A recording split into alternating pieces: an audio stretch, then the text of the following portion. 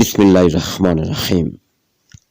حضرت عمر فاروق رضی اللہ تعالیٰ عنہ کا دریائے نیل کے نام خط کہ ابھی تک دریائے نیل خشک نہیں ہوا۔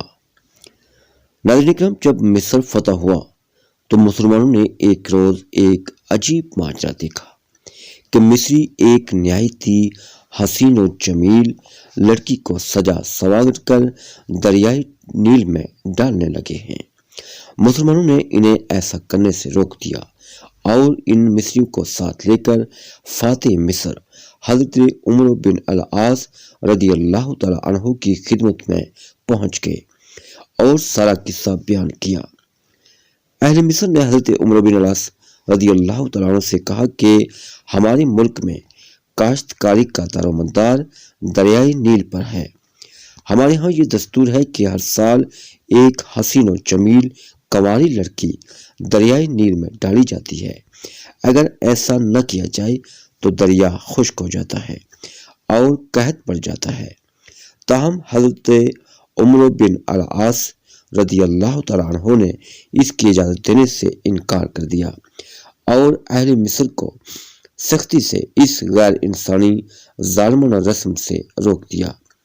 اللہ رب العزت کی شان کہ وہ دریا واقعی میں خشک ہونا شروع ہو گیا۔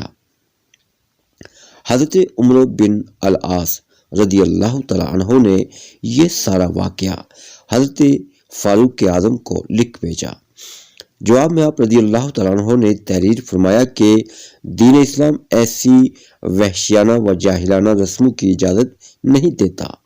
تو حضرت عمر نے ایک خط دریائے نیل کے نام لکھا جس کا مضمون یہ تھا: بسم اللہ الرحمن الرحیم۔ یہ خط اللہ کے بندے عمر بن خطاب کی طرف سے نیل مصر کے نام ہے۔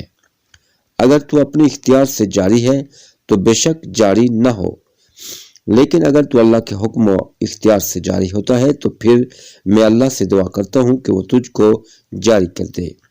اس خط کے ڈالتے ہی دریائے نیل بڑھنا شروع ہوا اور پچھلے سالوں کی بنسبت 6 گز زیادہ بڑھا اور اس کے بعد پھر کبھی نہیں سوکھا۔ سبحان اللہ۔